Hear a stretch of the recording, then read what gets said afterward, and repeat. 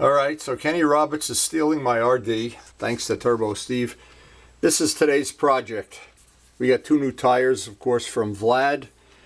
I've got to go out to the garage, pull the FZR rim. It's time for a back tire. And I'm going to try to do part of it down in the cellar here where, where it is a little bit warmer. It's below freezing out there now. Now what used to be our flowery backyard is now turned into a... we're getting bedded in for the winter here. The fish are basically going into hibernation.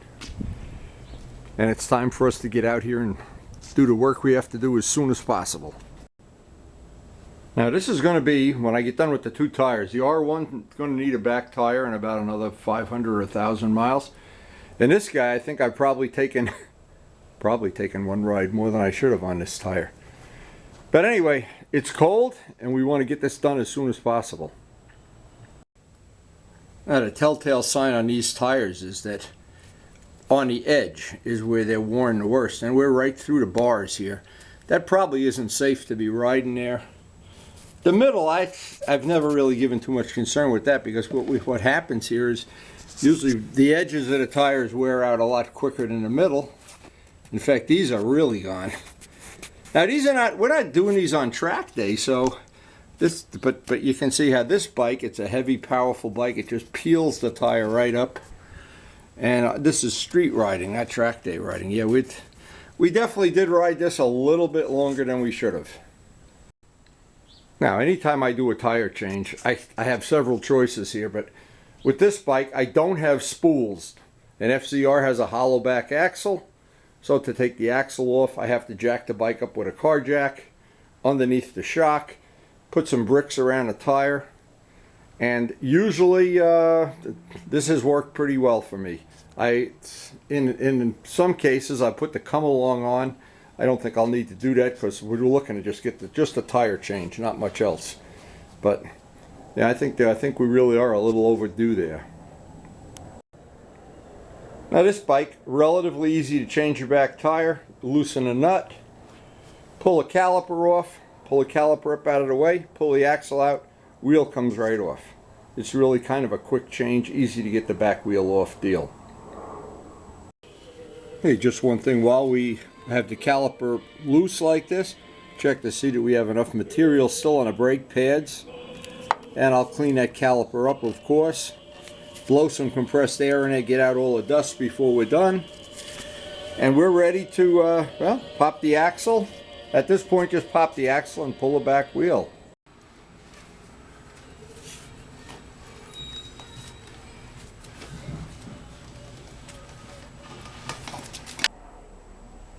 Okay, job one, once I have the wheel pulled out, I want to get in here and clean up anything I can clean up down in there, just to make this this job when I put it back together a little bit easier. Relatively straightforward thing, but I like to keep it as clean as possible. And this is a wonderful opportunity to get in there by the shock and clean it all up. Now the best way to loosen some of this stuff up, of course I don't want to get any in the brake puck area. This is just ordinary diesel fuel. This will loosen it up in a minute or two.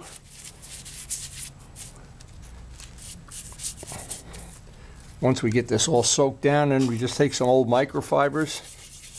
That's going to loosen it right up.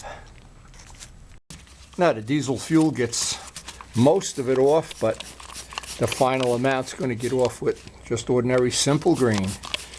A couple of shots of this.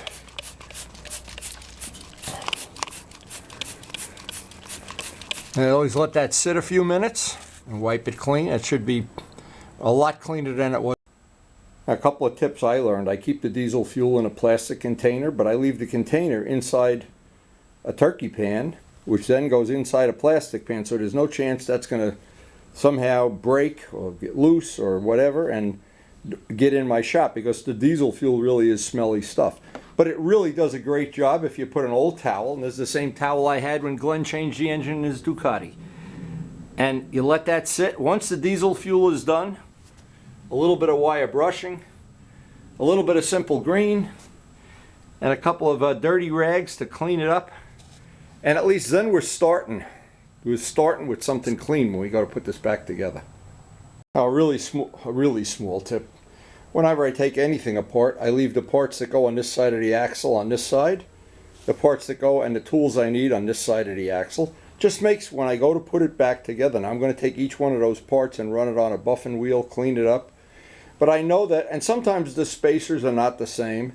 I know that that spacer goes on this side, this spacer goes on this side. So it just simplifies it, because obviously I don't change this tire but maybe once a year or somewhere like that.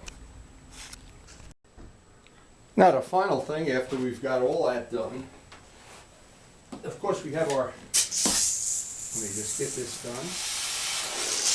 done. Okay, I want to steam clean in there.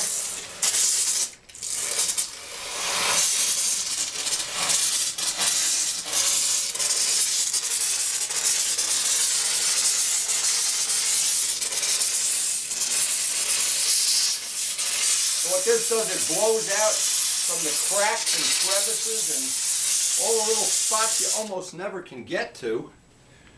Down behind the linkages and stuff. Down in there, down where the bolts are. This really does a nice job of cleaning, and since we've gotten it, I've tried to find more and more ways to use it. So I'm going to clean that wheel up with it too, while I have steam here. Down in there, you never can get a rag. Down here by the shock, almost impossible to get in there unless you take the bike apart. And I know some people will say, well, you don't have to have the bike that clean, just let it be dirty. Well, you know, you ride your bike dirty. It's okay. I like a clean bike. I'm paranoid.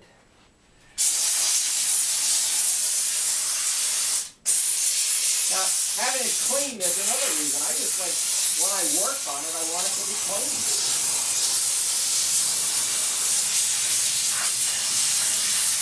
We don't go to bike shows anymore, but I do enjoy having a clean bike. And this works great, by the way. Well, after our three-step process, diesel, simple green, and steam, that's about as clean as that's been. Don't forget, this is a 25-year-old bike. So a lot of the goop and grap and crap that's in there is in there for quite a while. Yeah, we're ready. Okay, now we're ready to work on a tire. But I always feel better about getting that cleaned up. And to be honest, I never could understand why people, an example is they take the fairing off the bike, do some work, take the tank off, and never clean the area. I always use, whenever I'm going to work on a bike, the deeper into it I dig, and I just feel like if I clean it, the next time I have to do it, I don't have to deal with all that garbage and everything that's in there. Especially on an older bike like this. Now what I did after this job, I poured off into a new jar my brand new, this is relatively clean. Here's what happens every time you do this, the garbage sinks to the bottom, and you don't want to reintroduce that into the next cleaning. And all these little wire brushes and brushes, I always keep a couple of these basting brushes. I keep them in a pan. Again, and the rags, and never put these rags in the laundry or put them in, they either go in the garbage, or if you're really tough, you can do a separate laundry, but I don't. Once something has diesel fuel on it, that's pretty much the end of it. Now, I know I'm a little bit fussy, maybe more fussy than I really have to be, about keeping things clean, but this is one of the things that makes me crazy. When I see somebody, they take the bike apart and they don't clean the back sprocket. I don't know why. It takes a minute. I'm going to let the diesel fuel soak in here. Now these are, it's called Sprockets. They're aluminum sprockets with steel teeth. I've got these on several of the bikes. Let's see, one. Well, two other bikes. Anyway, and the R1 especially, where I wanted to change the ratio. But here's the whole thing with these.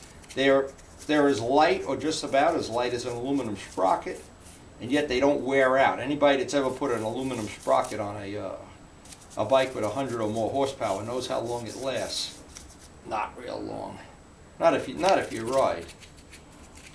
But anyway, the whole point. I'm going to do the three-step process. The three-step process is very simple.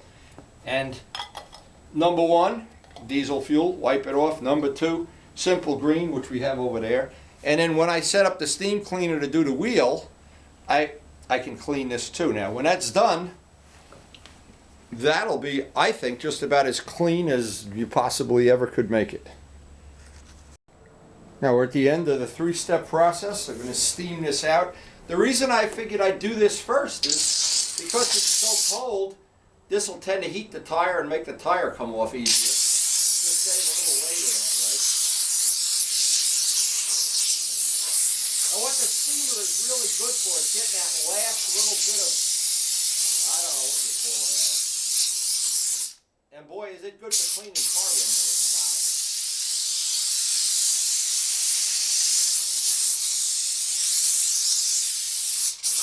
And bathroom showers, I should say. Wow.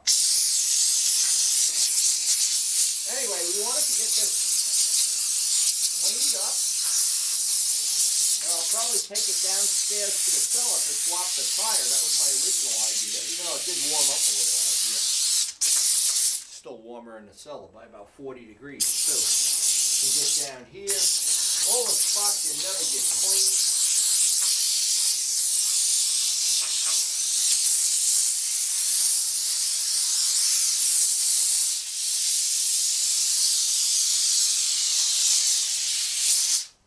I'm sure it'll just be when we go to pop that tire off, it'll be a little easier that it's warm. The worst thing with a tire, to try to mount it or dismount it, is that it's cold. Then the next logical step, you gotta get the tire valve off of here. Now, I don't know, it's really, it felt, to be honest, it felt warm 10 minutes ago. It's gotten cold again. I don't know.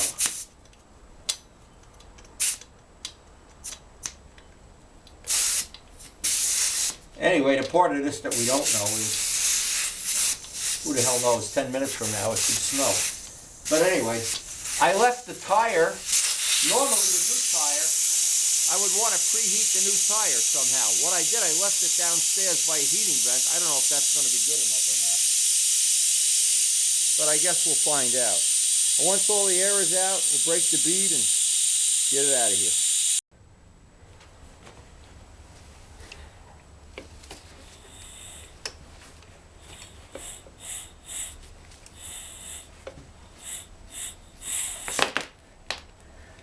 I must be getting old.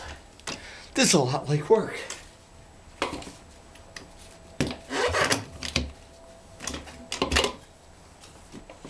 Anyway, it's nice not to have to worry about powder coated or painted rims. Any damage we do to this, we'll just polish it out.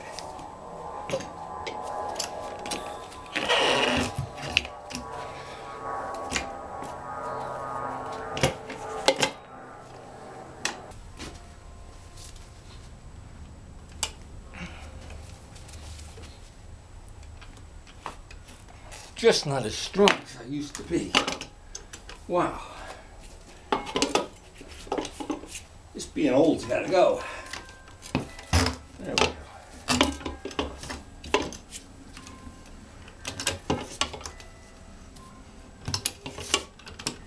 Now the only problem with this tire, it is really cold.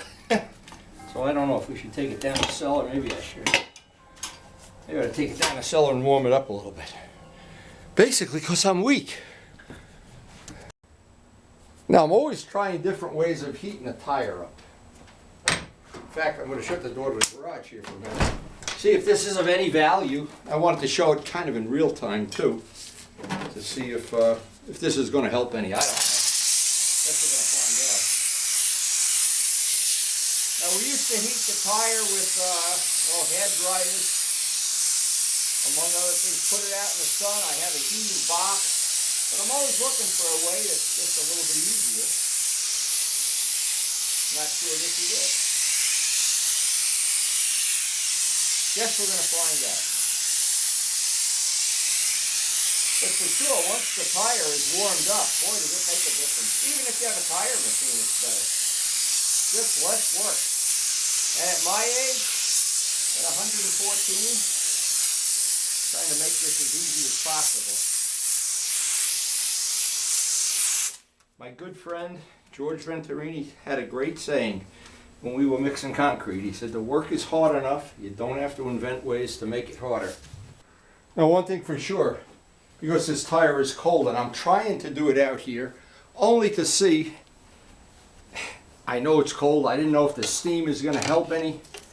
It didn't seem to make a whole lot of difference anyway, but just trying to make it as easy as possible, of course. But the whole trick is, if you've never done this before, or if you've done it and not had good success, the tire being warm is the whole enchilada.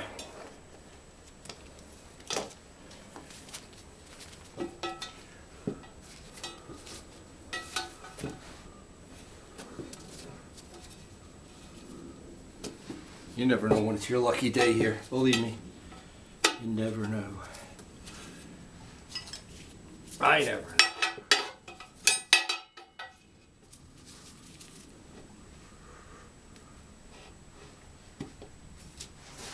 Right now, if the tire were just a little warmer, it would come off so much easier.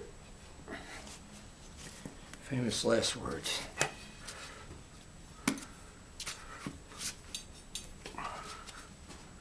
Famous last words.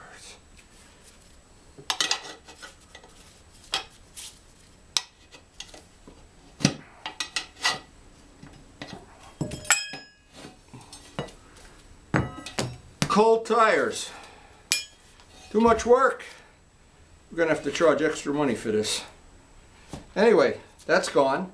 Now, we did find out something. I don't know if I've shared this already.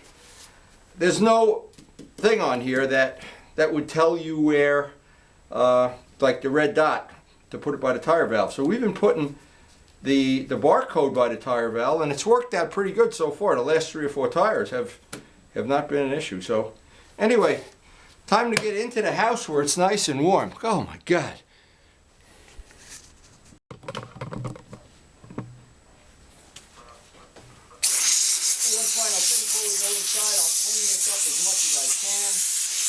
It'll be good to get out of this freezing cold garage.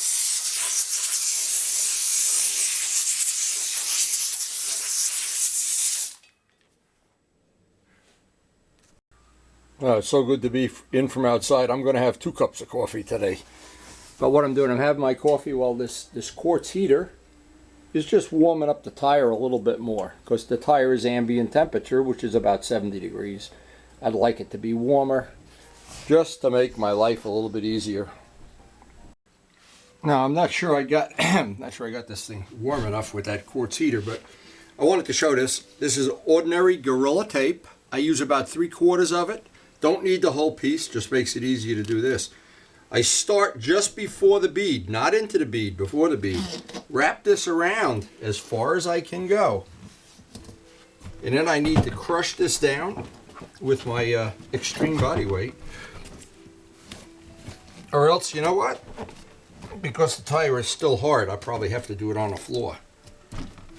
But I got to do that 4 times. The idea is to get this as close as you can together. The closer together and the warmer the tire is, the easier this is just going to drop right on. Now, I'm doubting that we got this as hot as we possibly could, but remember, on this, using this method, I only have to do one side of the rim. And of course, especially on YouTube, there's a lot of really good ways to do this if you don't have a tire machine. This is just one way that over the years I've used, had good luck with it, trying to pass it on. And I've used Simple Green. Dawn works just as good. And what I did, I had to mark the spot where the valve goes, because we're going to be putting this on this way. So let me just get plenty of...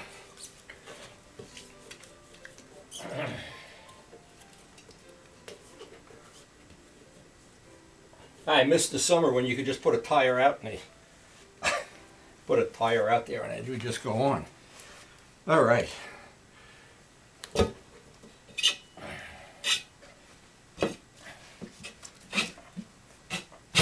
Ah!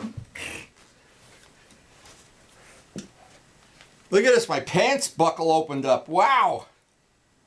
Stripper's gone wild. Wow. So whenever I've shown that, it would be a ton easier, a really lot easier if this were warmer. We're probably only at 75, 80 degrees here. But done it enough times to know. And what happens, the wider the rim is, the back tire is easier than the front tire. And old classic bikes like the RD and the GS, a little more difficult. Now you might think, I'm out of breath. It's a very important thing and a lesson I've learned the hard way. You've got to start the tape, and you can kneel on the tire. That's another easy way to do it if you're, like I am, you're weak or old or both. But anyway, it's very important. I'd say it's the most important part of this whole thing, to make sure none of that tape winds up here. Because if it does, what tends to happen, it won't seal. And then of course that's not good. So you want to make sure you get all the tape off before we put the tire valve in, put the air in, and make sure of course that it's not leaking. Now some of the times it requires a few different possibilities to get air in a tire. Let's just see. It's our lucky day here.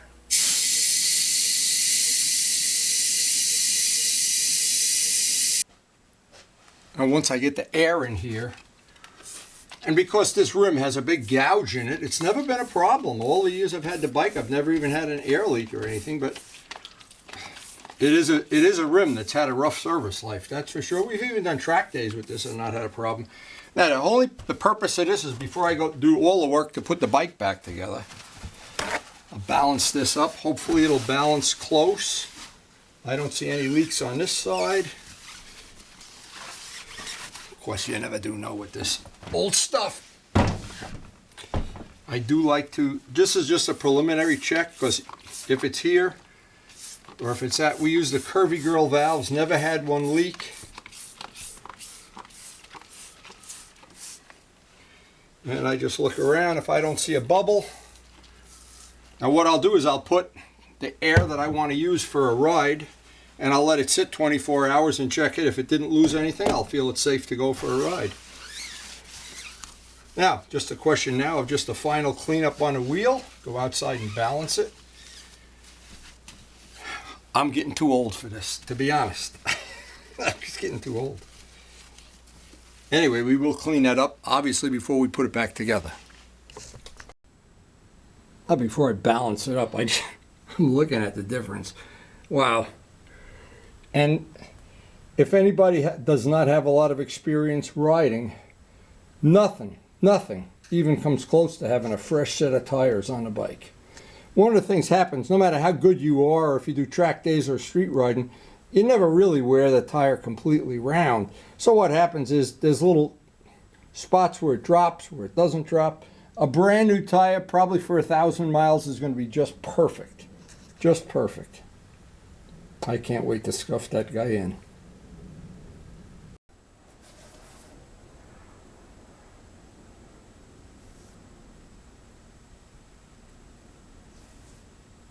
Now what I did, I'm just trying to balance it without changing the weights. I have the weights on from the other tire, and it's really close. Boy, I don't even have to change the weights. That's pretty cool. But that can't be a lot better than that. Now it just wouldn't be fair not to buff these out a little bit. Starting out apart, just run a buffer on it. When I polished these up the first time, well, it was a labor of love. It really was. But now to just clean them up, a matter of a few minutes. And we're ready to put this baby back together.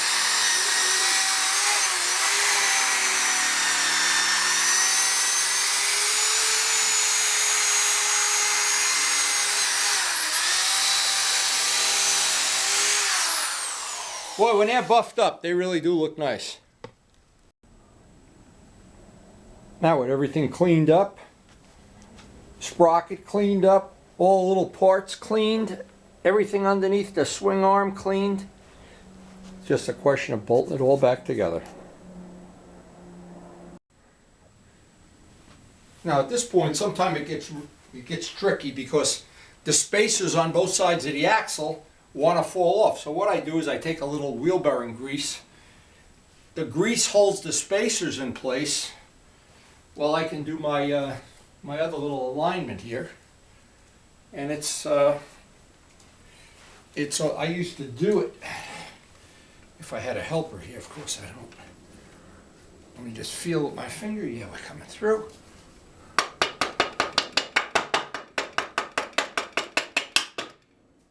And then hooking up all the adjusters and getting the chain adjusted, getting everything tightened down. And the last thing will be, I'm going to use these little shims to separate the brake pads so that I can slide that right on. Loctite everything up and we'll be good to go. Boy, that buttoned up nice. Now this is pretty funny. We checked the logbook and we got just under 5,000 miles out of that tire, but you know, it was 5,000 good miles. We really had a good time with that tire. So now we've got a relatively new, I think we got less than 1,000 miles on the front Michelin 3, a brand new Michelin 3 on the back. Everything's steam cleaned out there, in by the shock, in by the motor, underneath, around the back wheel. The sprockets, the chain is lubed, everything's adjusted. And we are ready to go. Now the next thing on our list of things to do next time we get to ride, I have a very unique camera mount, and I'll describe this on another video, for shooting with the camera about 2 feet in front of the motorcycle. That'll be the next thing we work on. But this was a day well spent, and I always sleep better knowing everything is clean, buttoned up, torqued down, logged in. Hope you enjoyed the video. Thanks a lot for watching.